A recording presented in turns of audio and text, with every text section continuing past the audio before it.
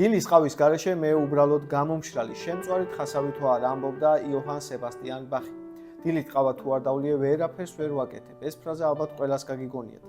სოფლიოში ყოველ დღე 2 მილიარდ 250 მილიონ ფინჯან ყავას მოვიხმართ ადამიანები. ამიტომ საინტერესოა, საიდან იწყება ყავის კულტურა, სად აღმოაჩინეს, როგორ განვითარდა და გავრცელდა მთელს პლანეტაზე.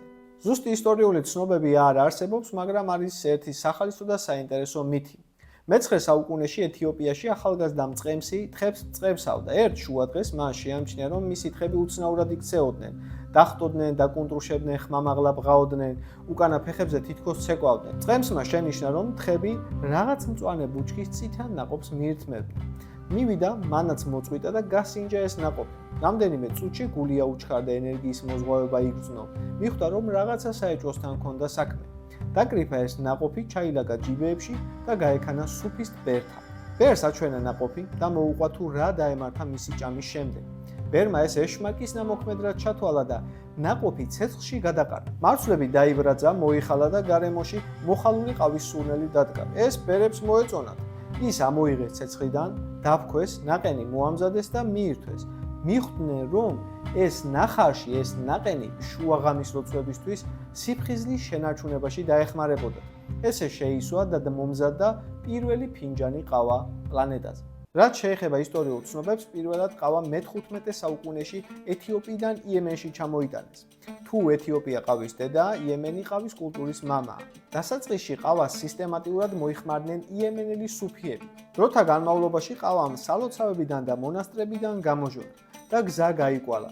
ჯერ იემენიდან მექაში, მექადან მედინაში, მედინადან კაიროში და ბოლოს ოსმალეთის შუაგულში, სტამბულშიც აღმოჩნდა.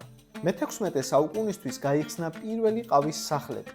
ეს არ იყო უბრალო კაფეები, სადაც მხოლოდ ყავას დალებდით, ის ბრძენთა სკოლებად იწოდებოდა, სადაც თამაშობდნენ ჭადრაკს, პოლიტიკაზე მსჯელობდნენ და პოეზიას კითხულობდნენ. როგორც ხედავთ, ყავა ისლამურ ქვეყნებში იყო გავრცელებული.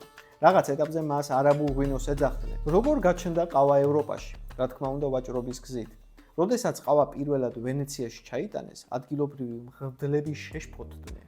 ისინი მას სატანის მწარე გამოგონებას უწოდებდნენ. დაახლოებით 1600 წელს მღვდლებმა მიმართეს პაპ კლემენტი მერვეს, რომ ეს სასმელი ყველა ქრისტიანისთვის აეკრძალა. პაპმა კი ბატონო, ოღონდ მანამდე გამასინჯეთო, რომ ვიცოდე რას გვძალავ.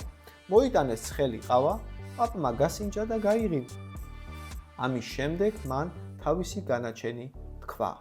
ეს სასმელი იმდენად გემრიელია, რომ სამწუხარო იქნებოდა უწმუნოებს მისი ექსკლუზიური გამოყენების უფლება მივცეთ. ჩვენ სატანას მოვატყუებთ და ყავას მოვნათლავთო. ევროპელებს არ ჰქონდათ ყავის პლანტაციები, რადგან არაბული სამყარო მკაცრად აკონტროლებდა ამ ყველაფერს. ისინი იყვნენ ყავის მონოპოლისტი მწარმოებლები. სანამ სხვა ქვეყნებში სავაჭროდ წაიღებდნენ, ისინი ყავას სპეციალურად ამუშავებდნენ, რომ შემდგომ ამ ყავის დარგვის შემთხვევაში ის არ აღმოცენებულიყო. 1616 წელს ჰოლანდიელმა ვაჭარმა პიტერ ვან დენ ბოკემ მოახერხა და იემენიდან მოიპარა მთელი ძირი ყავა. შემდეგ ჰოლანდიელებმა ამ ერთი მცენარის კალმები თავიანთ კოლონიებში შრი-ლანკაზე და ინდონეზიაში გადაიტანეს. ამით არაბული მონოპოლია დასრულდა. ყავის გავრცელება ოკეანის მიღმა სხვა კონტინენტზეც ევროპელებმა დაიწყეს. 1714 წელს ამსტერდამის მერმა საფრანგეთის მეფე ლუი მე-14-ს ყავის ნერგი აჩუქა.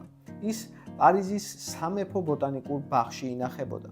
იყო ერთი ფრანგი ზღვაოსანი, გაბრიელ დეკლიე, რომელიც შეპყრობილი იყო ყავის ნერგის კარიბის ზღვის აუზში წაღებით. მოკლედ მან მიიღო ეს მცენარე და გაემგზავრა კოლონიებისაკენ. მოგზაურობა აღმოჩნდა ჯოჯოხეთური, ჯერ ტუნისელი მეკობრეები დაესხნენ თავს, შემდეგ შტორმში მოყვა, ამ შტორმსაც გადაურჩა, მერე სასმელი წყალი დაუმთავრდათ და თავის პირად წყალს უნაწილებდა ამ მცენარეს, რომ არ გამხმარიყო და წარმატებასაც მიაღწია. ჩაიტანა ეს ერთი ნერგი და დღეს კარიბის ზღვის აუზში და ცენტრალურ ამერიკაში 18 მილიონი ბუჩქი ყავა ბიბინებს და სწორედ ის ერთი მცენარე არის ამ 18 მილიონის წინაპარი. შეიძლება გაჩნდეს კითხვა, რა საჭირო იყო ყავის ამ სიშორეზე მოგზაურობა. საქმე იმაშია, რომ ყავა მხოლოდ ამ მიდამოებში მოდის. რუკაზე ჩანს ქვეყნები, სადაც ყავა ხარობს.